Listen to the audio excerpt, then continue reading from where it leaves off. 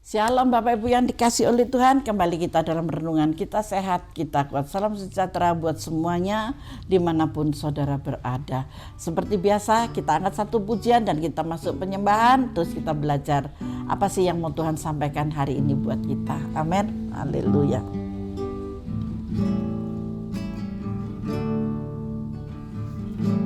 Saat tiada jalan hadapi persoalan,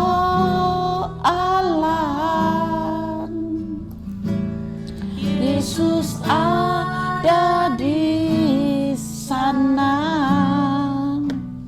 dan memberiku jawaban.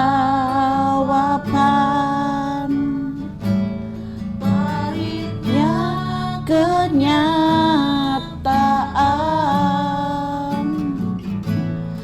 yang tak mampu bertahan,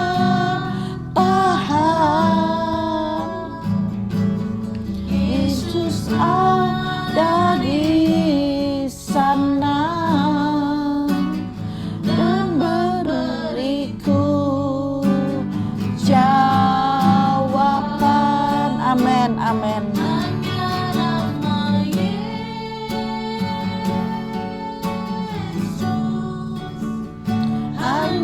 Nama Yesus,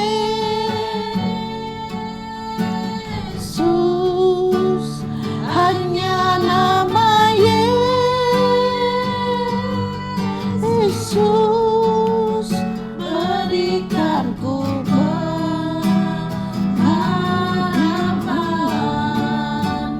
Hanya nama Yesus,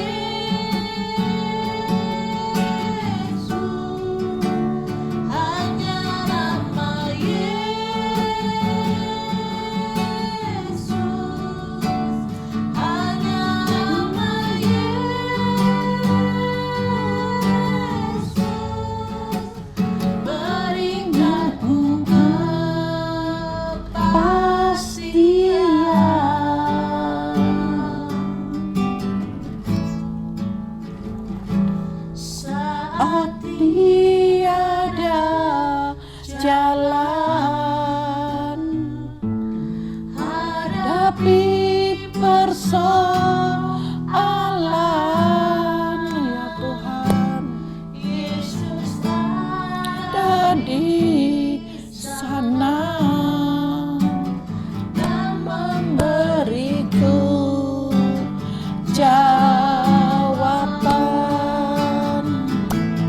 Pahitnya kenyataan yang tak mampu bertahan, Yesus ada di sana dan memberiku jawaban. Hanya namamu ya Tuhan, Yesus, hanya nama Yesus,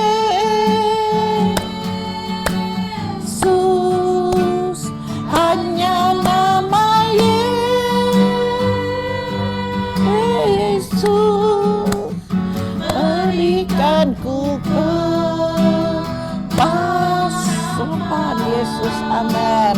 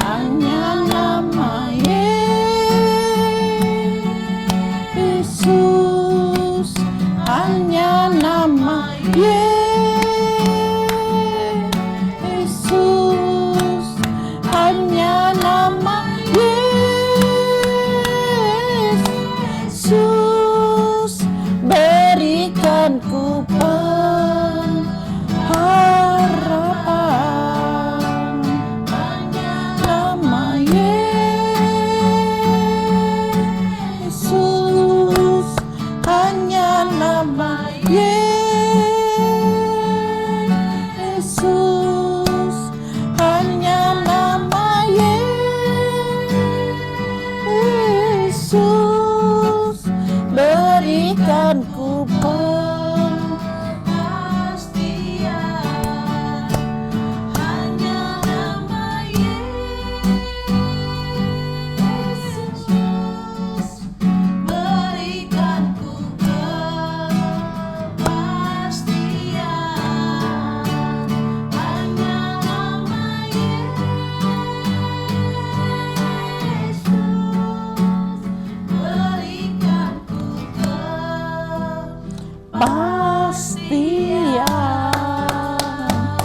Mari kita sembah Dia Bapa, terima kasih. Glory haleluya. Hanya di dalam nama-Mu ya Yesus ada kepastian buat kami. Kami layak bersyukur Tuhan. Kami layak berterima kasih ya Bapa. Haleluya, haleluya, haleluya, haleluya. Bapa terima kasih. Bapa terima kasih. Haleluya, haleluya. Syukur kami naikkan bagi-Mu Yesus. Haleluya. Bapa, sungguh kami bersyukur, kami percaya di dalam Yesus ada pengharapan, di dalam Yesus ada kepastian Bapa. Kami bersyukur Tuhan buat hari ini kami masih boleh ada dalam anugerah-Mu. Kami akan tetap belajar untuk mendengarkan apa yang Kau berikan bagi kami. Setiap wejangan-wejangan yang Kau berikan, setiap pesan-pesan yang Kau berikan Bapa akan memberikan kekuatan dan memberikan solusi yang terbaik buat setiap kami. Dimanapun anak-Mu berada yang setia untuk mendengarkan dalam renungan Kita Sehat Kita Kuat, Engkau semakin memberikan kekuatan secara jasmani dan rohani di dalam kehidupan mereka. Terima kasih banyak Bapak, terima kasih. Kami mau sambut firman-Mu di dalam nama Tuhan Yesus Kristus. Haleluya, amin Tuhan, amin, amin. Mari saudara dikasih oleh Tuhan, kita masuk dalam kebenaran firman-Nya. Kita tetap di dalam Raja-Raja 16 ayat 15 sampai ayat yang ke-20 ya. Jadi nanti Bapak Ibu bisa membacanya di sana. Ini masih terkait dengan hari yang kemarin tentang bunuh diri. Mengapa orang itu bisa bunuh diri? Banyak orang khususnya di era modern ini mudah sekali mengambil keputusan bunuh diri. Ya apa enggak? Ya begitu banyak di seluruh dunia. Nggak tahu itu di kota, nggak tahu itu di desa, di pelosok-pelosok, di pulau-pulau, dimanapun keputusannya hanyalah bunuh diri. Karena buat mereka bunuh diri itu adalah hal yang sangat menyelesaikan masalah. Padahal itu bukan hal yang bisa menyelesaikan masalah ya. Dalam firman Tuhan pun di dalam Raja-Raja 16 ayat 15 sampai ayat 20, di ayat 19 itu nanti saudara bisa membaca di sana. Karena apa? Karena dosa gitu ya. Karena waktunya sangat terbatas, jadi nanti saudara bisa membacanya dari 1 Raja-Raja 16 ayat 15 sampai 20. Di sini yang mau saya beritahukan di ayat 19 yang sangat jelas ya. Mengapa orang bunuh diri? Ada 4 hal juga di sini yang mau saya katakan. Itu semua karena tertumpuk oleh dosa. Di 1 Raja-Raja 16 ayat 19 di sana saudara nanti bisa mencontoh cerita di sana. Kebanyakan apa yang dialami di sini itu tentang kesukaran. Kesukaran itu sudah berbicara di dalam upah dosa, buah-buah dosa. Ada 4 hal di sini ya, karena terlalu larut dengan masalah. Nah, maka dari itu kalau kita belajar dari Alkitab, kita mengerti bahwa masalah seringkali baik untuk kita. Mengapa? Karena melalui masalah kita diajar, kita dididik dan didewasakan. Betul apa enggak? Melalui masalah. Waduh, masalah ini boleh terjadi karena aku dididik. Sakit penyakit ini boleh datang karena aku dididik. Nah, ya. Orang yang tidak memahami ini, maka ketika menghadapi beban hidup, dia bukan menyerahkan kepada Tuhan, tetapi justru larut dalam masalah. Kalau orang yang tidak mengerti dan tidak memahami, maka dari itu saya ajak Bapak Ibu Saudara selalu memberikan makanan pada rohmu supaya mengerti gitu. Tapi kalau tidak akhirnya salah paham dengan Tuhan. Tuhan pilih kasih, Tuhan gak adil. Katanya Tuhan adil, buktinya aku sudah rajin ke gereja, aku sudah memberikan persembahan, sekalipun ibadah online aku tetap mengirimkan perpuluhan, tetapi ternyata buktinya masih begini, masalahku masih banyak. Tunggu dulu, stop dulu. Jangan engkau berbicara dengan kebenaranmu sendiri, tetapi berbicaralah dengan kesadaranmu sendiri. Yang mau saya katakan, sudahkah engkau keluar dari dosa-dosa yang membuat engkau hancur sendiri? Itu bukan Tuhan loh. Bukan karena engkau memberikan persepuluhanmu, bukan engkau memberikan persembahanmu karena mengikuti ibadah online. Sekali persembahan 10.000, 4 kali persembahan 40.000. Engkau sudah bayar uang 40.000 untuk ibadah online, akhirnya engkau bersungut-sungut kepada Tuhan. Bukan itu. Bukan. Tetapi dari dosa, upah dosa adalah maut. Ketika kita mengerti bahwa upah dosa itu adalah maut, itu keluarnya dari diri kita sendiri. Roh keputusasaan, roh kekecewaan, roh ingin bunuh diri, roh ingin lari dari rumah, itu dari diri sendiri. Maka dari itu, Bapak Ibu yang dikasih oleh Tuhan, siapapun dan dimanapun jangan engkau larut dalam masalah. Amin. Cepat keluar dari masalah. Sebelum matahari terbenam, saudara sudah keluar dari masalah itu. Karena apa? Karena dia bukan percaya bahwa Allah sanggup menolong, bukan berseru kepada Tuhan dan mempelajari firman Tuhan, tetapi justru membiarkan masalah menguasai hidupnya. Ini masalahnya, sehingga memberikan kesempatan untuk merekam itu, untuk bunuh diri dan lari dari kenyataan hidup ini. Hati-hati, saudara, cepat keluar, itu pekerjaan setan.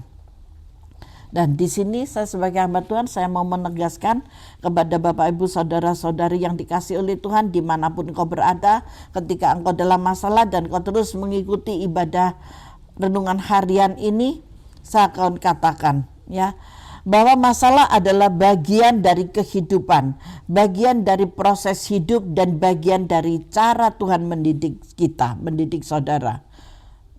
Karena itu jangan larut dalam masalah. Masalah itu selalu ada. Saudara orang baik, saudara orang tidak baik, tetap ada masalah. Saudara orang kaya, saudara orang miskin, tetap ada masalah. Saudara orang dewasa, saudara orang remaja, saudara anak-anak, tetap ada masalah. Karena masalah itu adalah bagian dari cara Tuhan untuk mendidik kita, untuk menjadi anak-anaknya. Karena itu jangan larut dalam masalah, hadapi masalah, biarkan masalah memproses kita untuk makin kuat, makin dewasa dan makin berkenan kepada Tuhan. Itu yang mau saya katakan ya, itu yang mau saya katakan. Jadi jangan mudah putus asa dan bunuh diri gitu ya. Hal yang kedua, karena tidak berserah kepada Tuhan. Ini orang-orang yang bunuh diri adalah orang-orang yang berontak dalam hatinya. Dia berkata Tuhan itu tidak adil, benar ya. Tuhan tidak menolong dan membela saya. Tuhan tidak menjawab doa-doa saya. Akhirnya saya bunuh diri. Tidak ada lagi yang bisa menolong saya.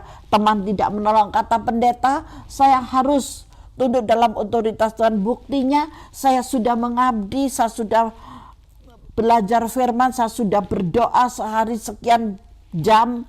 Saya sudah memberikan persembahan, saya sudah memberikan yang terbaik, memberikan perpuluhan, tapi nyatanya seperti ini. Nah, hati-hati, jangan engkau menyalahkan Tuhan. Jangan saudara salah paham dengan Tuhan. Jika suara-suara itu sedang ada di dalam hati saudara saat ini, maka ingat, campur tangan setan sudah mengacaukan saudara, sehingga tidak bisa berserah kepada Tuhan dengan total. Itu adalah pekerjaan iblis. Maka buang itu semuanya. Segera tolak dalam nama Yesus. Amin. Pada dasarnya Allah kita adil dan benar. Allah mengasihi kita dan memiliki rencana yang indah dalam hidup saudara. Karena itulah saudara harus berserah, dan disitulah saudara melihat anugerah Tuhan yang luar biasa. Saya seringkali di HP saya, puji Tuhan, kalau hari-hari ini HP saya kedua-duanya rusak.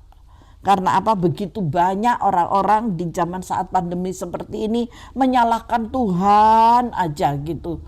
Lupa berkat yang sudah diterima, lupa yang diingat masalahnya aja yang diingat. Salah paham dengan Tuhan, mengolok Tuhan. Saya kalau sudah Tuhan yang diolok, aduh sudah males saya. Susah saya itu aduh sudah berlipat-lipat kali. Kalau saya yang disalahkan, saya cuma bisa menangis. Saya minta Tuhan ampuni orang ini karena orang ini tidak mengerti dengan tutur kata yang sangat pedas untuk saya. Ampuni dia. Itu kalau mengelak saya. Tapi kalau sudah mengelak Tuhan, wah. Lupa kalau berapa kali Tuhan buat mujizat. Berapa nilai yang Tuhan berikan nafas kehidupan tanpa beli oksigen di rumah sakit, lupa. Itu saya nggak suka gitu. Puji Tuhan kalau hari-hari ini semua HP saya boleh rusak. Kedua HP saya rusak itu ya. Saya punya 2 HP dan kedua-duanya tidak bisa terpakai.